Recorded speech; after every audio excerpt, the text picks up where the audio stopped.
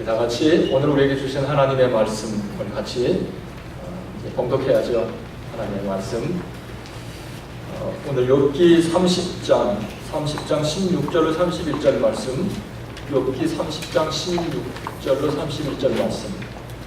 긴 말씀이니까 스크린은 없어요. 너무 긴 말씀이라 제가 주보하고 주보를 다 받으시기 바라고, 그 다음에 주보 또 성경책을 또 해도 됩니다. 성경책 욥기 30장 16절로 31절 말씀 제가 한 절 읽고 여러분들이 한 절 읽습니다.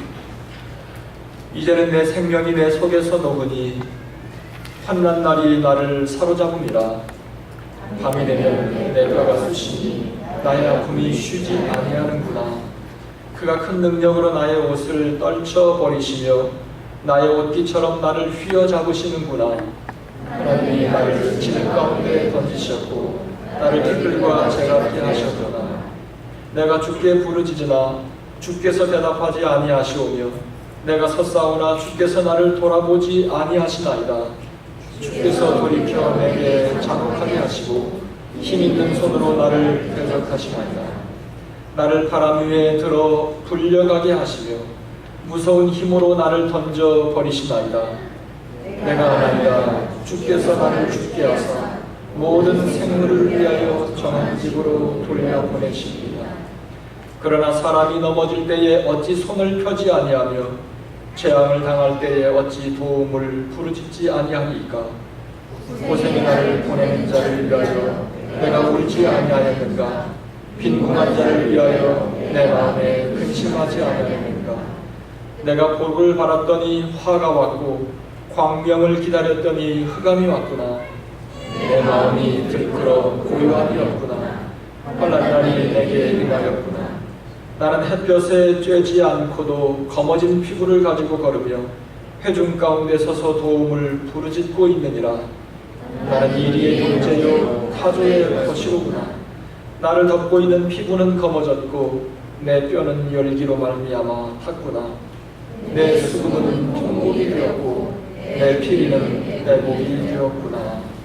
아멘.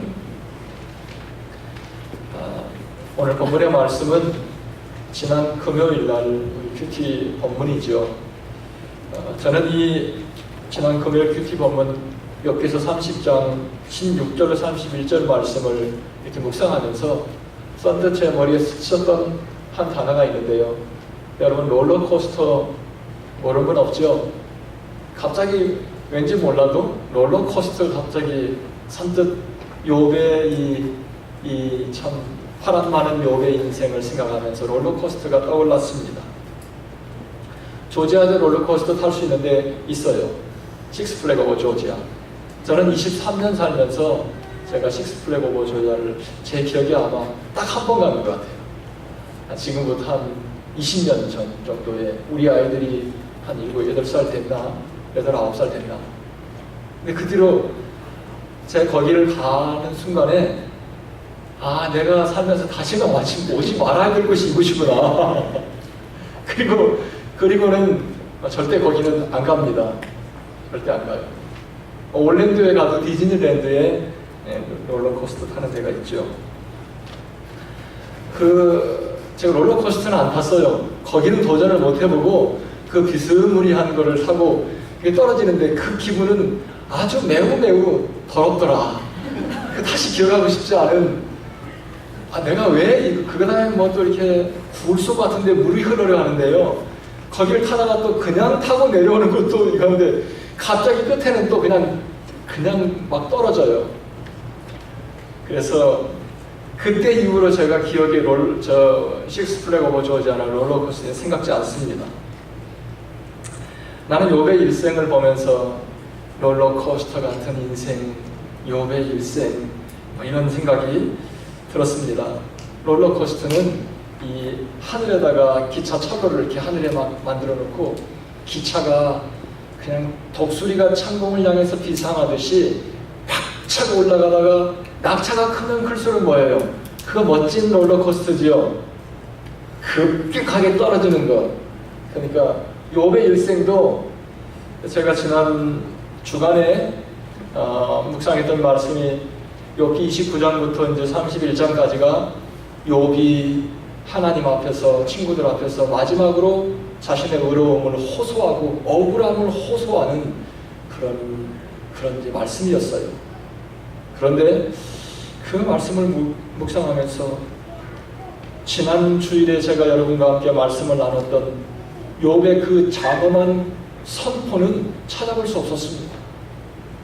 지난 주일에 제가 욥이 진짜 이 세상을 잠잠케 했던 욥의 그 선언, 내가 걸어가는 그 길을 내 주님께서 아신다. 그러므로 그 길이 어떤 길이든 주님께서 작정하신 것이라면 결국 주님께서 이루실 것이다. 그리고 그를 우울하게 만들었던 그 모든 잿더미를 한순간에 그냥 잠잠케 하고 그 장엄한 욥의 고백, 순간, 그 담대함은 지난 주 중에 묵상했던 말씀 속에 찾아볼 수 없었어요. 그래서 제가 꼭 롤러코스터 같은 인생이 욥의 인생이구나. 오늘 말씀을 제가 대강 짧게 정리하면, 하나님이 내 옷을 집어 던지시고 나를 휘어잡으시는구나. 목이 피멍이 들도록 주님을 불러보지만 주님은 여전히 대답이 없으시고 나를 돌보지 않으시는구나. 하나님, 저에게 너무 잔인하십니다. You have turned cruel to me. 나를 핍박하시고 나를 바람에 불려가게 하시며 나를 던져버리십니다. 주님, 이 재앙의 날에 내가 손을 뻗지 않았습니까? 내가 주님께 도움을 부르짖지 않았습니까? 내가 고난 중에 있는 사람들을 보고 눈물을 흘리지 않았습니까? 내가 복을 바랐더니 주님은 재앙을 쏟아놓습니다. 내가 광명을 기다렸더니 흑암으로 나를 덮었습니다. 내 마음은 혼란스럽고 요동칩니다. 나는 이리의 형제요 타조의 벗이 되었습니다. 주님, 나는 햇볕을 쬐지도 않았는데 피부가 이처럼 검어졌습니다. 뼈는 다 타버렸습니다. 내 수금은 통곡하고 내 피리는 눈물을 흘립니다. 어떻게 이렇게 달라질 수가 있나? 이것이 저의 지난 한 주간의 욥기를 묵상하면서 저의 마음속에 깊게 남아있는 한 문장이었습니다. 도대체 욥의 삶 속에 있었던 그 확신, 그 담대함, 그 경건함, 이거는 다 어디로 갔나? 롤러코스터처럼 추락하는 것 같은 욥의 일생, 좌충우돌, 업앤다운, 꼭 우리의 모습을 보는 것 같았어요. 아마 욥은 그의 생각 속에, 주님, 어떻게 나에게 이러실 수가 있습니까? 그러니까 지난 주일에 정말 본인이 지금 보고 있는 이 참담한 현실의 환경을 보면서 결국 하나님, 이것이 주님의 뜻이라면 결국은 주님께서 내 삶을 통해 그것을 이루실 것입니다. 이렇게 하고 천하를 잠잠케 했던 이 욥의 생각 속에 끊임없이, 그래도 이게 있잖아요. 우리 마음속에 다 정리했어요. 다 정리했는데도 이게 안 죽고, 주님, 그래도 좀 섭섭하잖아요. 이거요. 그러니까 지난주 중에 제가 이 말씀을, 욥이 마지막 하나님의 법정에서 친구들과 하나님 앞에서 마지막 자기의 억울함을 호소하는 그 말씀 속에서 제 마음속에 욥이, 주님, 다 정리했습니다. 주님의 뜻이라면 이 길을 내가 할렐루야 받습니다. 그런데 죽지 않고 다시 고개를 드는 것, 주님, 그래도 주님 나에게 너무 하시잖아요. 이게 욥을 괴롭혔던 것 같아요. 저희 어머니 돌아가셨어요. 그런데 한 번은 이제 어머니가 살아 계시면서 큰 교통사고를 당하셨는데, 그날도 이제 교회에서 금요일 날, 그날은 뭐 집에서 모이지 않고 교회에서 연합으로 모였나 봐요. 연합 구역 예배라. 그래서 교회에서는 금요일이 되면 집집에 모여서 소그룹으로 서로 사랑하고 기도해주고 격려하고 위로하고 그런 모임이 있는데, 교회 앞에 그때 뭐 차가 없으니까 버스를 타고 교회 근처에 와서 교회 앞에서 횡단보도를 건너는 순간에 이 젊은이가 프라이드 차를 고객길을 막 돌고 와서 그냥 어머니를 그냥 횡단보도에 친 거예요. 쳐가지고 노인 양반을 붕 떠서 떨어졌는데, 이 정강이과가 완전히 부러졌어요. 제가 가보니까. 그런데 이제 교회에서는 뭐 큰일 났죠. 그렇죠? 아유, 교회 오다가 교회 앞에서 이 사고가 났으니 이게 이 교회 큰 시험거리가 되겠네. 그런데 놀랍게도 어머니께서 그거에 대해서는 불평하는 마음이 하나도 없어요. 너무나 하나님 앞에 그 엄청난 사고, 참 그 순간에 돌아가실 수도 있었었는데 어깨 이제 떨어지면서 어깨 다쳤고 다리 다쳤고, 그런데 어머니 마음속에 평안함을 주시고 마치 스탠포드처럼 그 검푸른 바닷물을 보면서 하나님을 찬송했던 것처럼 그런 찬잔함이 있었고 아무 문제도 없이 다 치료되어서 정말 고통스러운 순간이었는데 잘 치료됐어요. 그리고 나서 이제 얼마 후에 또 세월이 지난 다음에 어머니가 뇌출혈로 쓰러지셨어요. 근데 어머니가 그걸 못 받아들이는 거예요. 저희 어머님이 굉장히 깔끔하신 분이에요. 자존심도 많고, 그런데 평생 깔끔하게 자존심 강하게 사셨던 분이 누구에겐가 내가 의지하지 않고는 이거 자신의 기본 이게 안 되는 거예요. 그러니까 하나님 앞에 주님, 내가 지금껏 주님 앞에 이렇게 살지 않았잖아.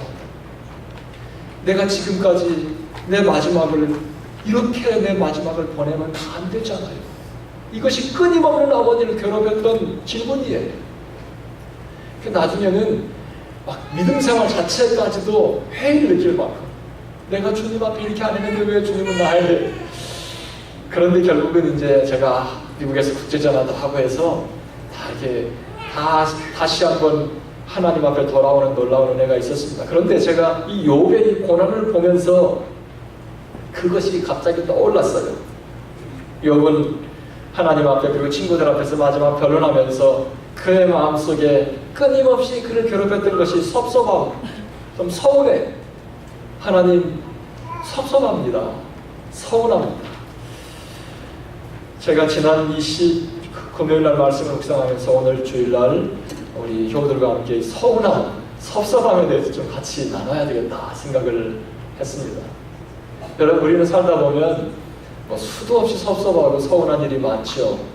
그런데 놀랍게도 유사 이래로 인간의 역사가 시작된 이후로 마귀가 썼던 가장 교활한 방법이 섭섭한 마음, 서운한 마음이라는 사실을 우리는 오늘 말씀을 들으며 여러분 모두 기억해야 합니다. 제가 영어 단어를 섭섭함, 서운함, 이제 영어가 필요한 분들도 있고 해서 영어 단어도 항상 이렇게 중요한 포인트는 찾아보는데 섭섭함, 서운함을 쳐보니까요, 나오는 단어들이 sorry, sad, reluctant, regretful, disappoint.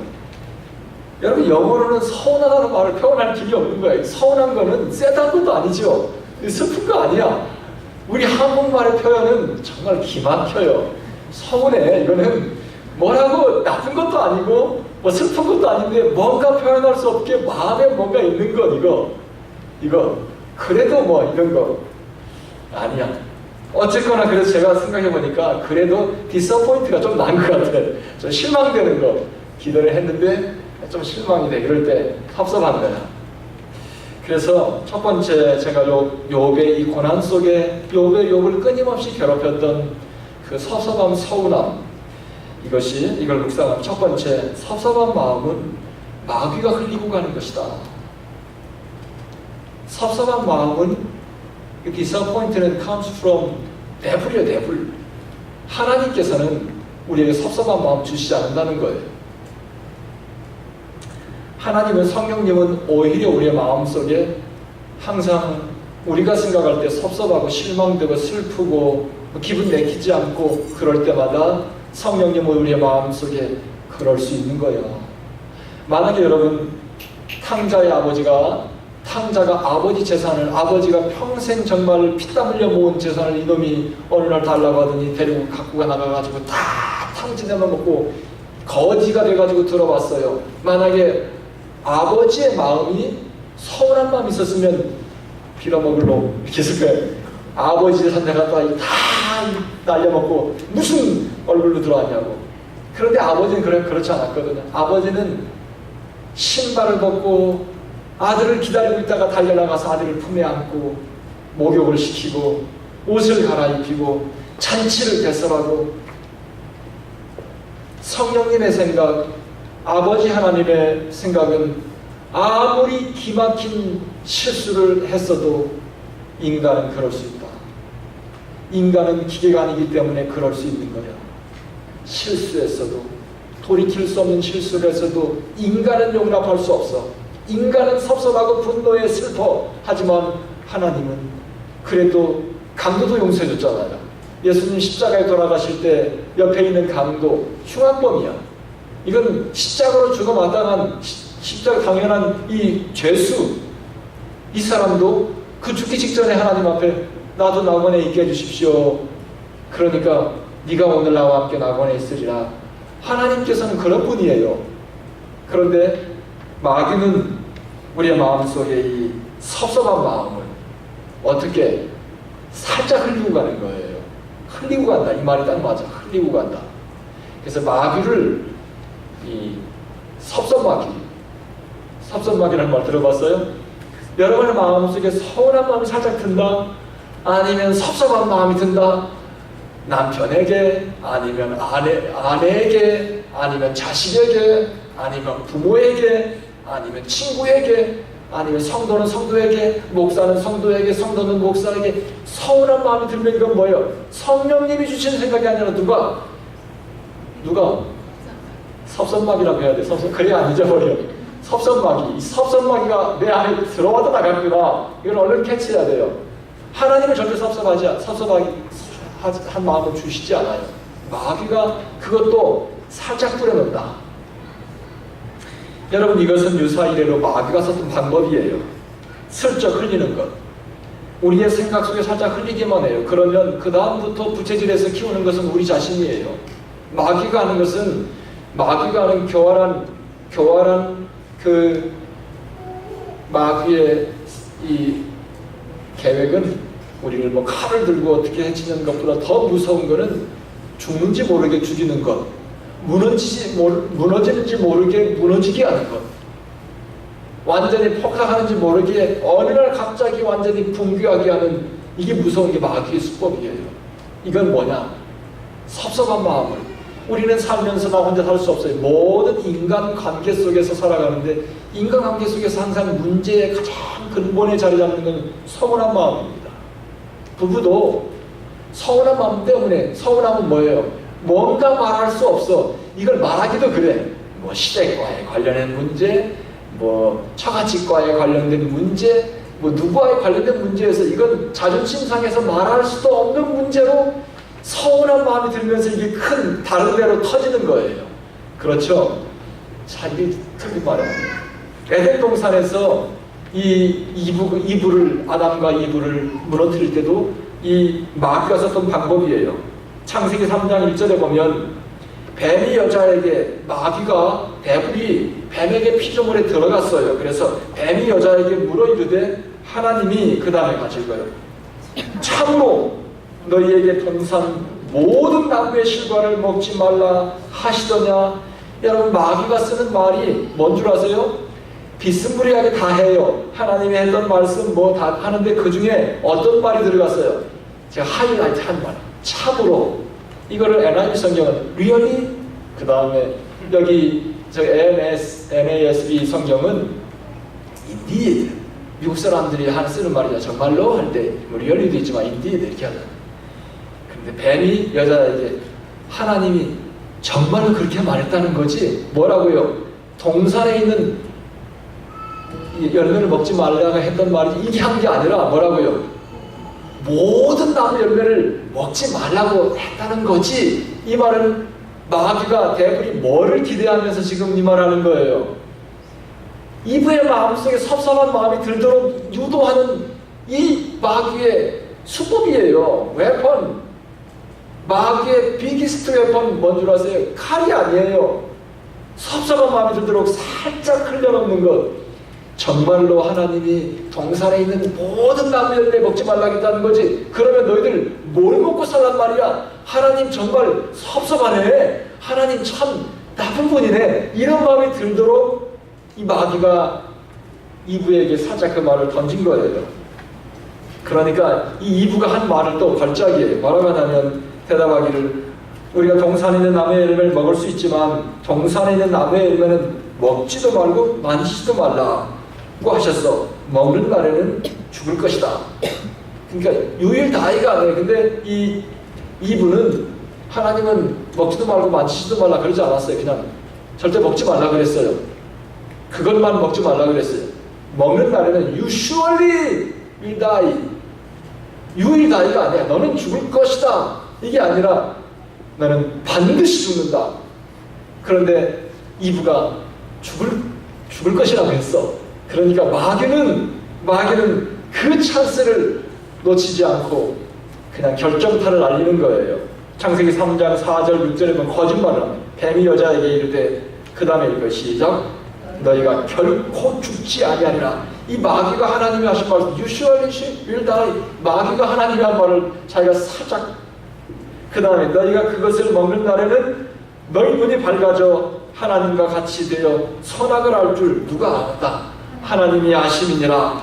그러니까 뱀이 이렇게 넌지시 이브 최초의 하나님이 만드신 가정을 문제를 지금 일으키고 있는 것입니다. 6절에 여자가 그 나무를 본즉 먹음직도 하고 보암직도 하고 지혜롭게 할 만큼 탐스럽기도 한 나무인지라. 여자가 그 열매를 따먹고 자기와 함께 있는 남편에게도 주매 그도 먹은지라. 그동안 아담과 이브가 그 앞을 동산 중앙에 있는 나무 앞을 수도 없이 지나다녔어요. 그 앞에서 맛있는 걸 먹기도 하고 낮잠을 자기도 하고 얼마나 평안함이 있었는데 이 안 되는 것만 못해. 마귀가 한 말 한번 듣고 나니까 그 나무 열매가 이상하게 보이는 거예요. 이게 크게도 보이고 작게도 보이고 빛나게도 보이고 금방 물어타게 보이는 거예요. 이게 문제가 생기기 시작한 거예요. 이것이 마귀가 쓰는 방법입니다. 아담으로 하여금 이브로 하여금 하나님 앞에 서운한 마음이 들게 하는 것. 결국 그들은 그것을 하나님의 말씀을 어겼다는 것, 불순종했다는 것이 중요한 포인트예요. 마귀의 목표는 섭섭한 마음, 서운한 마음을 슬쩍 흘리고 그 다음에 결정적인 순간에 우리를 완전히 결정타를 날리는 거예요. 절대 그렇지 않아. 여러분, 하루에 수없이 마귀는 우리의 생각을 드나든다는 것, 들락날락하고 있다는 거 여러분 알고 있습니까? 신앙생활을 꽤 많이 한 사람들은 아니 나는 아니라고 생각할 거예요. 그런데 그렇지 않아요. 교만하지 마세요. 예수님도 마귀가 뭐예요? 40일 금식 기도할 때 예수님 앞에 찾아와가지고 돌로 떡을 만들어봐? 이건 뭡니까? 예수님 앞에 실제로 마귀 형상을 하고 나타나서 하지 않았을 거예요. 이상한 옷을 입고 도깨비 뿔을 하고 나타났으면 예수님이 금방 알아보잖아. 예수님이 생각 속에 이 돌로 떡을 만들면 배고프지 않잖아. 예수님의 생각 속에 계속 왔다 갔다 하면서 이상한 생각으로 예수님을 시험에 빠지게 하는 마귀. 마귀는 하루에도 수없이 우리의 생각을 들락거리면서 우리를 혼란스럽게 하고 우리를 시험에 빠지게 하는 것입니다. 우리는 이 섭섭마귀는 이 땅에 살면서 수많은 인간관계를 맺고 살아가야 되는 우리 속에 끊임없이 문제를 일으키는 악한 요소이다. 이 모든 문제는 서운한 마음으로부터 시작되는 것이다. 제가 크리스티애니티 투데이를 구독하고 오래됐는데요. 이번 달 7, 8월호 크리스티애니티 투데이의 커버 토픽은 굉장히 또 흥미로운 내용이었어요. 보면 뭐라고 써 있어요? 33, 언더 33. 33, 아래에 있는 33. 이게 무슨 말이냐면 33살까지의 33명. 그러니까 더 풀어서 얘기하면 33살 미만의 젊은 청년들로서 이 시대에 엄청난 영적인 영향력을 미치고 있는 33사람. 그러면서 이 크리스티애니티 투데이는 33년을 지저스 이어라. 지저스. 예수님이 33살에 돌아가셨잖아요. 지저스 이어. 저는 아주 우리가 잡지 같은 걸 딱 보면서 딱 커버 토픽 제목이 중요하잖아요. 진짜 인상 깊은 딱 끌리는 게 없으면 안 열어보기도 하는데 기가 막힌 아이디어예요. 그러면서 Your Jesus Year. 너의 33살, 나의 33살은 뭐 아이고 부끄럽게 짝이 없어요. 그렇죠.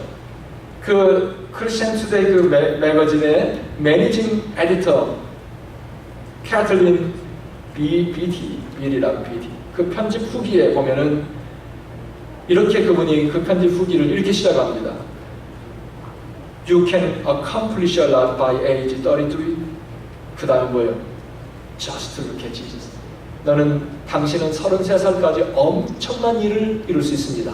그 다음에 Just look at 오직 예수 그리스도만 바라보십시오. 간결한 문장이지만 우리는 33살까지 예수만 바라보고 살지 않았습니다. 우리에게 들어오는 수많은 우리의 관심을 끄는 것들이 우리의 삶을 혼란스럽게 했어요. 우리의 에너지를 사방에 낭비하게 만들었어요. 그런데 지금 33살 미만의 33사람의 이 청년들처럼 당신이 오직 예수 그리스도 Just look at Christ 예수님만 바라본다면 당신도 33살까지 엄청난 일을 하십니다.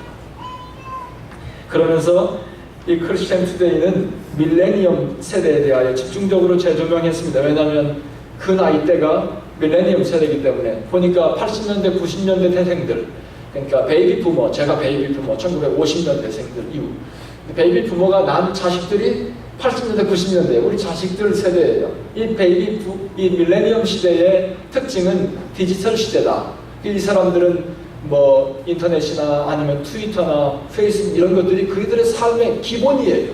근데 우리는 뭐 그렇지 않죠. 저야 여러분과 어깨를 나란히 기본이지만 우리 아내 같은 분은 잘 몰라요. 아직도 제가 그냥 할도록 가르쳐 주지만 왜냐하면 세대차가 있기 때문에 그러나 밀레니엄 세대는 그게 기본이라는 거예요. 그 기본. 그 다음에 두 번째는 또 하나 특징이 이 셀파이 맞죠? 이 단어 알아요? 전 몰랐어요. 몰라가지고 사전을 찾아도 사전에도 안 나와. 그래서 인터넷으로 위키피디아를 찾아보니까 위키피디아의 의미는 이게 뭐냐면 여러분 요즘 디지털 세대는 뭐예요? 셀카로 자기 혼자만 찍잖아요. 이 사람들은 하나님 앞에 그 부모님들이 했던 정말 가장 전통적인 그 신앙 고백에는 관심이 없대. 그런 건 관심이 없고 오히려 중요한 포인트가 있으면 직접 자기가 포토그래프를 해서 직접 셀카로 자기도 찍고 이런 거 중요한 순간은 그런 세대라는 거예요. 크리스천 리서치 그룹, 바나 리서치 그룹에서 그런데 아이러니하게도 이런 보고를 거기다 또 써놨습니다.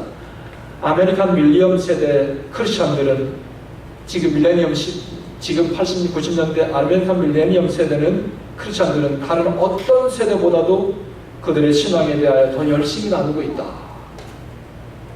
그러니까 그 전통적인 신앙 고백에 대해서는 그들이 관심이 없는 듯 하지만 도리어 33세 미만의 이 젊은 청년들 이미 미국의 기독교의 이 패턴은 흐름은 이 밀레니엄 세대의 지도자들로 넘어갔다는 거예요. 바탕을 넘겨주었다. 그래서 그 33명의 이 젊은 청년들 속에는 온갖 사람들, 랩 뮤직 하는 사람도 있어요. 팝 싱거도 있어요. 또 프리처도 있어요. 포토그래퍼, 글 쓰는 작가도 있어요. 스포츠맨도 있어요.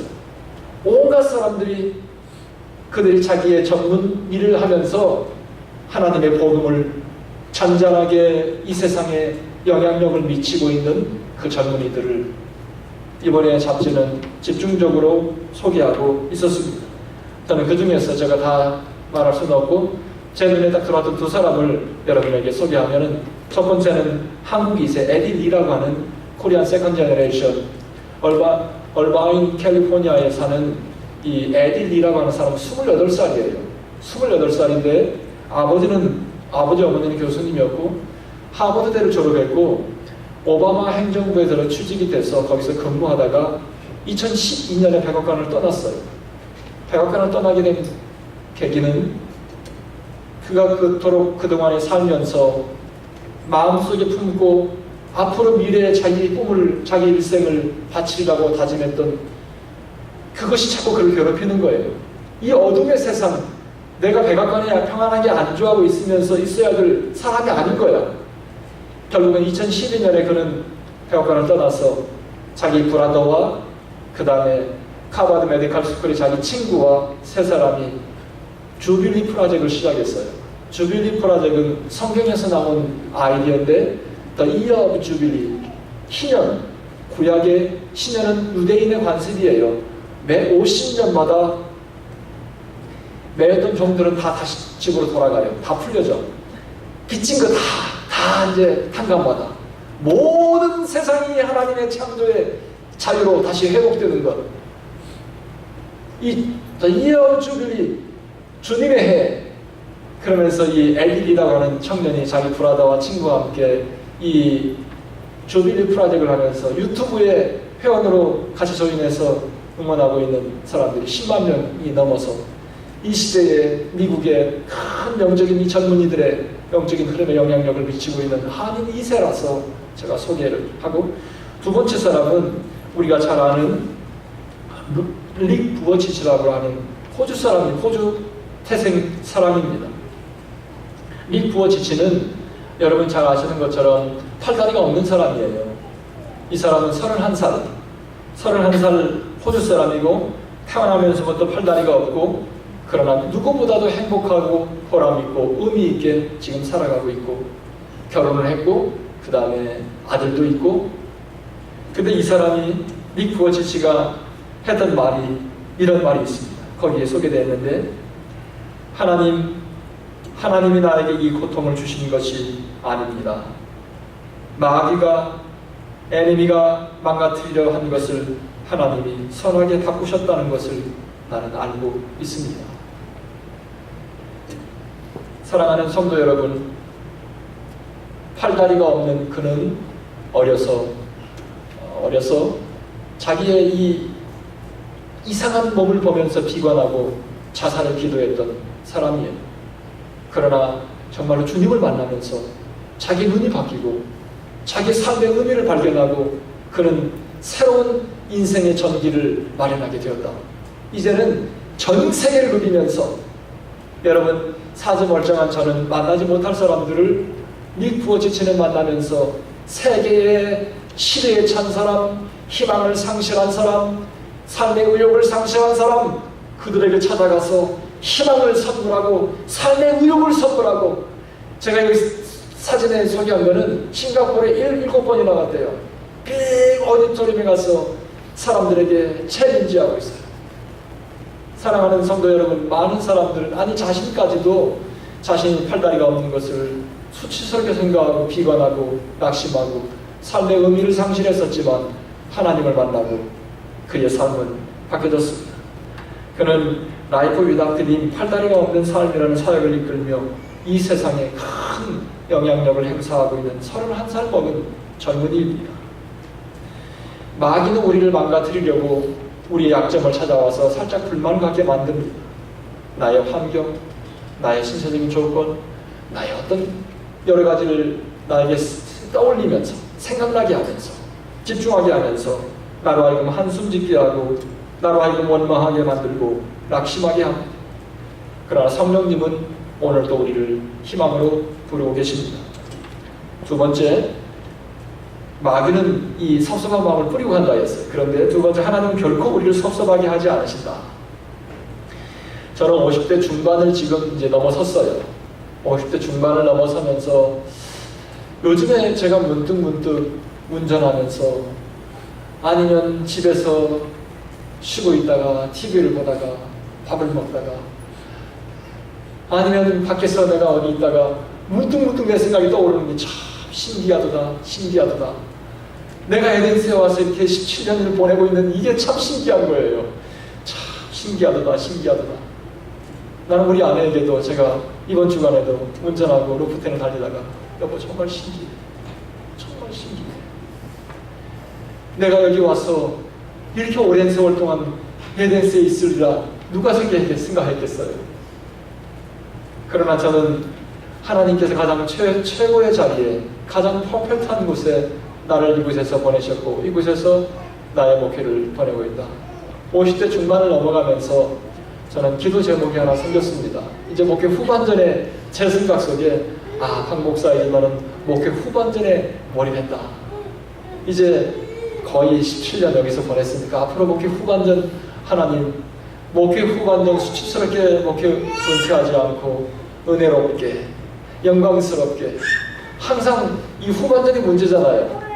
제대도, 군대도 제대를 놔두고 제대 말년에 항상 사고 쳐가지고 불명예 제대하고 하는데, 우습게 생각했던 그 작은 실수 하나가 나의 평생 목회를 우울하게 만들 수 있잖아요. 그래서 나는 기도해요. 하나님, 나의 목회 후반전이 신기하게 인도하신 하나님, 나에게 은혜롭게 영광스럽게 하나님 앞에 충성하다가 은퇴하게 해주십시오. 이것이 나의 기도입니다. 그런데 1982년도 하나님께서 내가 신학을 시작하면서 하나님 나를 부르신 이후로 하나님은 오늘날까지 단 한 번도 나를 섭섭하게 하지 않으셨습니다. 물론 내가 살면서 뭐 항상 저 독수리처럼 창공을 나른 건 아니에요.